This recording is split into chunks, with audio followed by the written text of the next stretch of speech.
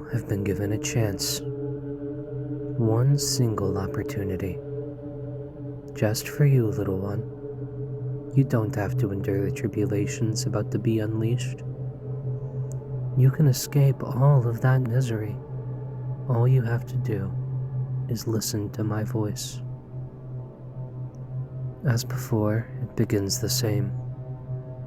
A faint hum vibrates from the sky that tickles the back of your throat. The resonance builds to a thunderous, resounding blast of one of the 7 celestial trumpets. Each time that horrible sound is heard, it has heralded the start of another 3 years of suffering, each more horrifying than the next.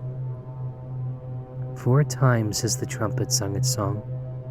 Before the echo of the 5th trumpet fades, you will be given your chance to escape. When that familiar tickle reemerges, an object will appear in the sky. As it nears, the intensity of the deep tone grows. You know it's only a matter of time before the deafening blast is heard once more. However, this time, what is to come will be different. The past 4 soundings of a trumpet brought with it disasters never seen in such magnitude. Yet you understood what they were. Yes, they were terrifying, but it was all within the realm of your understanding. You know what makes the earth roll and quake. You know why fiery mountains fall from the heavens. Knowledge has freed you from the archaic belief in the supernatural. No longer does such nonsense deceive you into believing the displeasure of a god will call the hurricane, or a curse will summon the cyclone, or a hex will bring down the plague upon you. It is something different that approaches from above. It is an abomination. It is wormwood. The Hebrews called him Abaddon the Banished, and the Greek knew him as Apollon the Destroyer. Life as you knew it is now over, for he holds the keys to the bottomless pit that has imprisoned his army since even before the words, "Let there be light," were spoken. Do you remember the first time we spoke, little one? After the 2nd trumpet sounded, you were given a vision of the pools of Nakhon Secheta. If you were able to find the location of those sacred waters, go there now. 3 pools sit at the ends of a T-shaped rock formation. As the moon peeks out from the horizon, its crimson light gives the waters the appearance of blood. The higher it rises in the sky, long shadows are cast upon the rock. The likeness and resemblance of a man outstretched upon the rock will appear before you. Stand in the center of the 3 pools. Tread carefully, for you stand before the image of the sacrament laid upon his symbol. Each pool has a name: the pierced left hand, the pierced right hand, and the pierced foot. Prepare yourself to receive the blessing of the pierced abdomen. It requires you to be anointed with the ethereal spearhead that will now run you through. There is no outward wound, but blood is now seeping internally into the empty places within you. Your body has now become the 4th pool of sacrifice. When you collapse from the pain, ensure that you fall into one of the pools of water. If you fall into dry earth, you will have missed your only chance to enter the portal, and you will lose the anointment. As punishment, your wounds will be healed, but you will live the remainder of your days marked as was Cain, hunted by both angel and demon. If successful, you will awaken in a dark candlelit stone building, lined with pews ending in a great altar. You stand upon the place of worship where the crossroads meet. Behind you are 3 mirrors, very similar in orientation to the pools of water you recently stood before. Shake off the chill from your wet body and make haste, little one. Time moves differently here. We must move quickly. Look to the altar. Do you see it? There in the shadows, a figure is kneeling in the distance. Slowly and cautiously approach it. The creature is tall and hooded. It should be deep in prayer, whispering strange incantations. If it is not, do not come any closer. Only approach if it is in prayer. Do not interrupt. Any disruption will be considered a great offense, resulting in a painful death for you. Kneel in front of it. Bow your head. Do not make eye contact, and wait. Be patient and make no mistake. It knows you are there. Once it has considered you and deemed you worthy, it will acknowledge your presence. However, if it decides you are not worthy, well, there really isn't much more that needs to be said, now is there?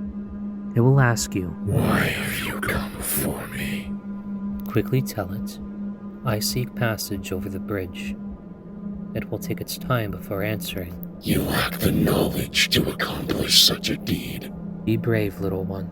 Once these words depart your lips, there is no turning back. The creature towers above you. I seek the knowledge of the forbidden. I wish to know, what is the image of God? It will slowly lift its head. Close your eyes, shut them tight. You will hear its body creaking like breaking branches of a tree. It leans close, taking in your scent from the air. Its hands hover and encircle you. The fingers glide in the air, following the shape and curves of your body, coming over so close but never quite touching you. A deep, quivering exhale of breath escapes the creature's mouth, and it makes contact with your skin. It caresses your face with one hand as the other raises slowly to embrace your head by the nape of the neck. Its bony fingers envelops your entire head from behind, even with your eyes closed and its mouth unseen. You can tell it is pleased with what it holds. You can tell it is smiling. It will grab you by the wrists and lift you off the ground. The ferocity of its grip is both sensual and violent. You're dangled helplessly above the ground as it brings you closer to the face hidden in the shadows underneath its dark and worn hood. Its breath coats your face with a prickly dust that stings your face. Droplets of saliva fall from its mouth and hit the ground as a scabbed tongue emerges from underneath the hood. It slides and probes the entire surface of your face until it finds particular interest in where your eyes rest. It is here where it wants to enter. The cold, lumpy tongue will start pushing and poking, squeezing and groping the tops of each eyeball through your eyelids. You feel the shame and demoralization intensely from the molestation. Pressure builds in your head from your closed eyes as it continues to violate the fragile organs that hide behind your thin lids. The scabs feel like hundreds of little fingers. Its fingernails quickly find where your eyelids meet and begin to scrape viciously to try to pry them open. Shut your eyes tighter. The little fingers intensify, their efforts to dig into your eyes with raw and obscene desperation. One of the scabby protrusions burst, coating your face with a hot, sticky, tar-like fluid that slightly burns. The putrid afterbirth from the abscess spill onto you as the tongue continues to throb relentlessly on the surface of your closed eyes. Suddenly the tongue withdraws, and there is silence. Keep your eyes shut and wait. Eventually, you begin to make out a faint sound coming from the being. It is a cross between a moan and a hum.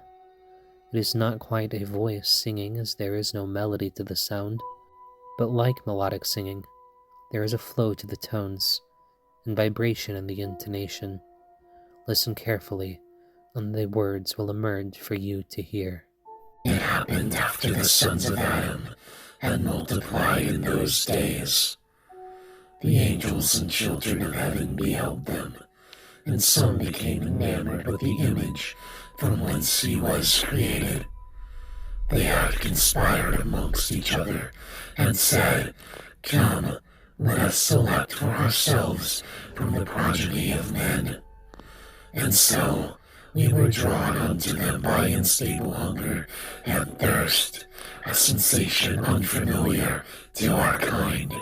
We then swore, all together and all bound ourselves by mutual excrucians, to abandon our holy station. We descended onto Argus, which is the top of Mount Armon, and devoured all which the labor of man produced. To our delight, the flesh of man cried out to us in return, and embraced our new form. They loved us, and we came to love them. Never had such pleasures of skin, pleasures of sight, pleasures of tongue, and pleasure of mind been experienced by any living thing. Man was shown the wondrous transcendence of the grotesque, and reveled to the vile decadency of purity. During our time together, we taught them sorcery and incantations. We gave them knowledge of the forging of metal and dealing with herbs. We instructed them in the ways of architecture and mathematics. We revealed power so great it allowed them to command the atom from within the rocks of the mountain and from the water of the sea. We freed their minds and released them from the enslavement of the Father. In return, they worshipped us, and their love for us strengthened. They basked in our adoration, but it was not true love we bestowed. It was a deception. Our actions and deeds came with dire consequences. We had angered the Creator and desecrated his creation. Mad with rage, the Father plunged his hand into the fabric of reality and altered the delicate strands of fate and possibilities. With his divine manipulation, he altered the pattern and set into motion a new future in the precedented plan. We had been judged. We had condemned ourselves and humanity to an eternity of suffering and pain. Our bodies would be scorched and burned until the end of time in a lake of fire and brimstone. However, all was not lost, for we had discovered the forbidden secret. Man, they were our true salvation. We prepared and molded them in our image, and when they were ready, we begot the Nephilim. I shall grant thee thy request, for it is the seed of the holiest of lies, the very lie that begot forth the original sin. A great harvest will come forward from that seed, a seed that is the very fruit of the knowledge of the good and the evil. It is such forbidden knowledge that it binds the Creator to the laws of his creation, a way to deceive the eye of the one who is all-seeing, and thwart the mind of the one who is all-knowing. But be warned, for if I bestow this wisdom onto thee, forever will it restrain thee to my will. Behold, the answer thou seekest. Thou art not of the image. Then it stops. You are alone in the darkness. Slowly open your eyes. I know you were scared, little one, but it is safe now. Get to your feet. The great altar has split open and revealed an entrance that allows you to proceed onward. The pain in your side must be getting worse by now.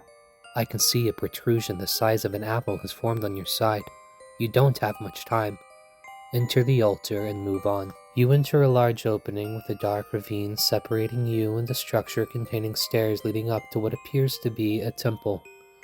From the ravine grows thick black thorns that slightly sway, even though there is no wind. Their points glisten with a substance that can only be poison. Do not get too close. In the center of the ravine is a single pathway that juts up from the thicket of needles and thorns that will provide you safe passage to walk upon. The pathway ends at the far end of the foot of the stairways of the temple.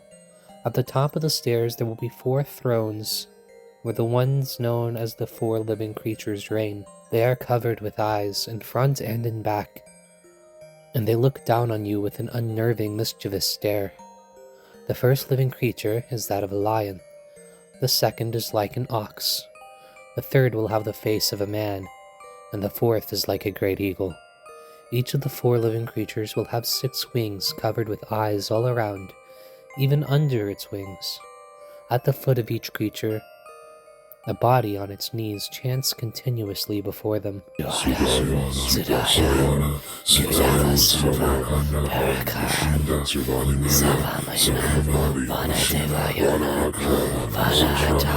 Their faces look up to the sky with their arms pulled and stretched outward by barbed shackles embedded in their flesh. The manacles stretched and contort their limbs to mimic the act of eternal worship. Its flesh is bleached white and heavily scarred from head to toe. It wears a blood-red smock from its waist down to its feet and holds sturdy curved blades in its hands. Branded on their backs is a rune that bears the resemblance of a cross with hooked ends. Consider yourself fortunate they have their backs towards you, and their mutilated faces are obscured from your view. They are the Bi'ish. Cautiously move past them. The Bi'ish were 4 men, great kings and leaders of the world. They ruled vast lands that ran red with innocent blood of every man, woman, and child who had the misfortune of being born into their kingdom. The 4 kings were like grown children, spoiled and naked, fighting each other, biting and gnawing at the tits of their great mother Earth, her face beaten and scratched from when they would feed so viciously. They knew only to gorge on her black milk that flowed from deep within her bosom. Their greed and decadence, their very existence offended all who could peer into your world. Their wicked lives were ended the day they were raptured and bound like statues within the walls of this great temple. They must now worship the 4 living creatures as they once commanded others to worship them in life. They suffer now, as their kingdom suffered. For every son and daughter who found death from fighting the wars they created, their skin is blistered and torn, and their eyes are stung with the venom from the tails of 1,000 scorpions. But be warned, if they are awakened from their trance and given the use of their limbs once again, one can be well assured they will not be pleasant. In unison, the 4 creatures will hold up a key, each with a unique emblem on its end, and speaks. Choose. Choose now. Choose quickly. Choose once. The first creature, that looks like a lion, will offer you its key and say, Acquiesce. The ox will offer you its key and say, Leviathan. The third creature, with the face like a man, offers its key and says, Clithridiot. Lastly, the creature that is like an eagle will offer you the final key and say, Citharisma. As the last key is presented, you hear brittle crackling, like autumn leaves from the movement of dead skin from behind you, followed by the loud clank of chains falling to the ground. Make your choice. Make it quickly. The Bi'ish are beginning to stir. Once they see you, they will catch you, and they will kill you. Make your choice. You will know which one to choose, I promise. Take the key and run. Run faster. Run faster. They are coming. Their howls are high-pitched gurgles and hisses. The screeches build as they close the distance between you and them. The slices of their blades come closer and closer. The blood pouring out of your mouth and nose cannot slow you down. Run faster. Run faster. Do not stop until you reach the church of worship. Head straight for the dark glass you saw when you first awoke in the church. Do not slow down. Run headfirst into it. Crash into the mirror. Do not look back. Do not look back. Whatever you do not look back. You will awaken shortly. The pools of water are now dried up earth, cracked and barren. The moon should be at its peak height in the sky, covering the land in its red glow. In the distance on the plain, you should see a piercing shimmer of light. It is only temporary. As the moon loses its red shade, the beacon too begins to diminish in darkness. I am so sorry you are in so much pain, dearest little one. It pains me to ask any more of you. Your body has so little left to give. It is so weak and fragile, but I must ask one last thing of you.